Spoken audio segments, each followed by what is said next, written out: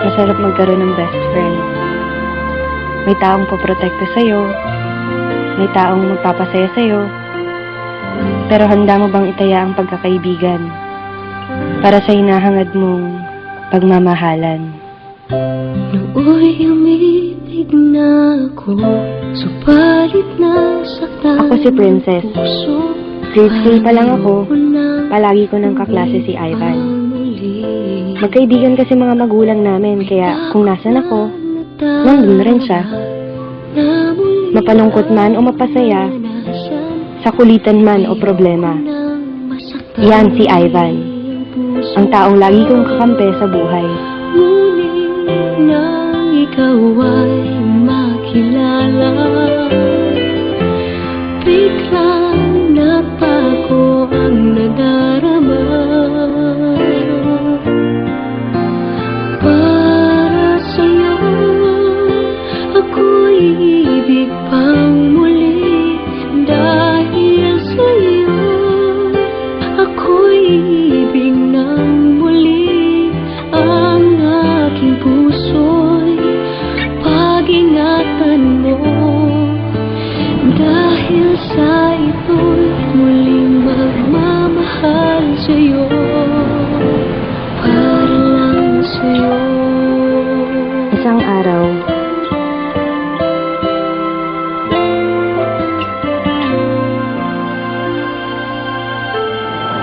bakit ka naman sumali ka pa? Wala lang, gusto ko lang. Ito wala. Alam mo bang delikado yun? Alam ko naman kung pinapasok ko. Ang dami-dami sumantali sa mga.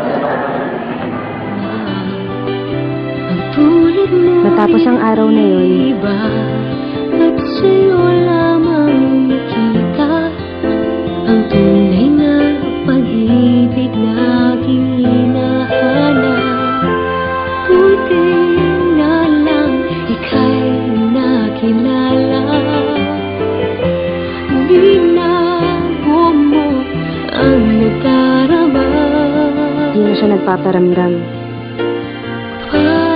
Di na siya nagte-text. Di ko na rin siya nakikita sa school.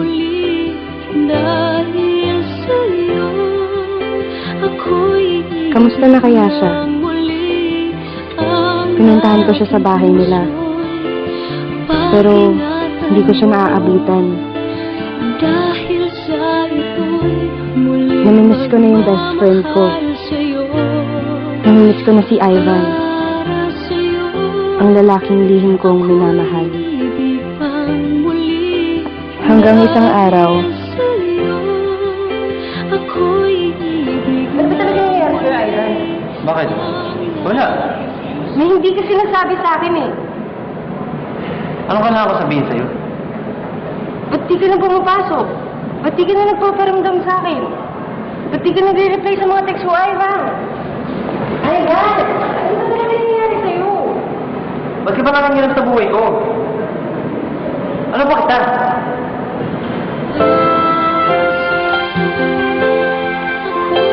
natahimik ako sa sinabi niya. Ano ba niya ako? Isa lang akong hamak na best friend. Hanggang doon na lang yun. Umalis siya at di na nagpakita. Di na rin ako nagte-text. Di na rin ako pumupunta sa kanila. Makalipas ang 2 linggo, may natanggap akong balita. Nasa ospital daw si Ivan. Malubha ang lagay. Para lang sa'yo, ako'y di na muling mag-iisa. Ikaw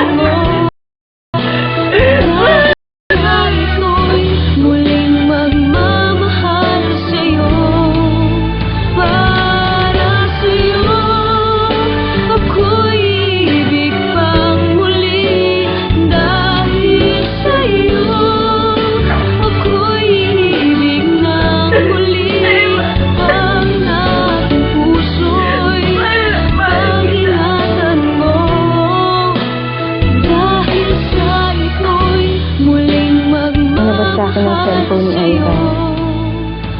Pare, huwag nang papakilaban ng best friend ko. Ginawa ko naman ang sinabi niyo, di ba? Nalayan ko na siya. Basta huwag niyo nang gagalawin si Princess. Mahal na mahal ko yun.